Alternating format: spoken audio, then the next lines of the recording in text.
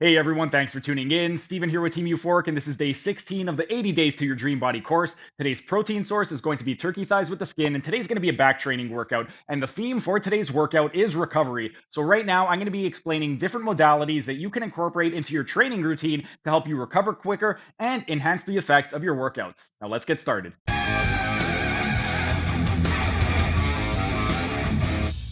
And while we're resting, let's discuss the ninth recovery modality, and that is going to be CR PNF stretching or contract relax. PNF stretching is proprioceptive neuromuscular facilitation stretching, and it is absolutely phenomenal. It's much more effective than things like static stretching or even dynamic stretching, and I've been using it pretty much exclusively in my physiotherapy clinic since 2010. In 2010 was when I started doing fascial stretch therapy, and fascial stretch therapy is basically a table-based form of assisted PNF stretching, and the type of PNF that is used in fascial stretch therapy is contract relax. Basically, what you would do for a regular contract relax PNF session is you would want to take the muscle through a comfortable range of motion. You don't want to go too fast all at once. So, the very first repetition, you would want to take it through a comfortable range of motion. Then, you would want to contract the muscle for a specific period of time. And then, you would want to relax and get deeper into the stretch after you relax. This is going to be absolutely terrific, and it can be performed either before a workout or even after a workout. Same thing with a sporting event. You could perform it prior to an event, or you could perform it after. The only difference is if you are performing it prior or after, the way in which you would perform it. So we would want to take a look at the speed of execution of the actual contractions. We would want to take a look at the intensity. We would also want to take a look at the duration of which you end up holding the stretch position. Generally speaking, if we are performing contract relax PNF stretching prior to an event, what we would want to do is the contractions and the actual duration of the stretch, we would want to go a little bit faster. The reason we want to go a little bit faster is because we want to get ready to fight or flight.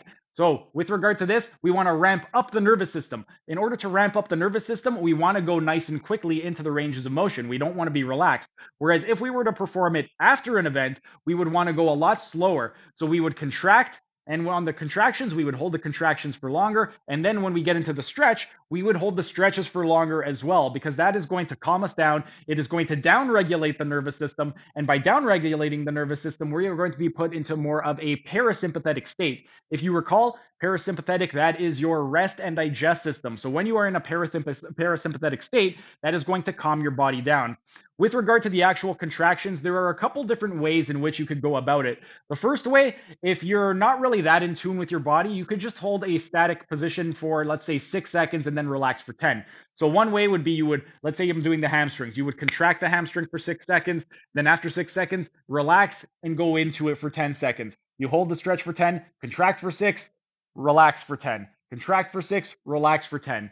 That would be one way, and that's the way that I've been teaching you up until now, because for the purposes of these videos, I can't be coaching you and taking a look at everybody's individual breathing. The way that I prefer to do it, and the way that's going to be more optimal, is to sync the stretch with your breathing. So you would want to, on the stretching portion, when you do the contraction, you would take a nice deep inhale and contract, and then on the exhale, you would just go into the stretch, and then you would repeat. You inhale, you contract, you exhale, and then you relax and get deeper into the stretch. That is going to allow for a much more effective stretch. But our rest period is up. Time for set number 4.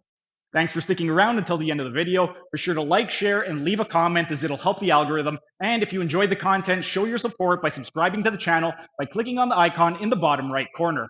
And if you really want to show your support, then consider becoming a member by clicking on the icon in the bottom left corner. These new high-quality videos aren't cheap to edit, and the $5 membership will really help with the video editing budget. You'll also get access to a ton of exclusive perks, like early access to videos and this program design lecture playlist in the top right-hand corner. And if you want to learn how to do a one-armed pull-up, then check out the playlist on the top left corner.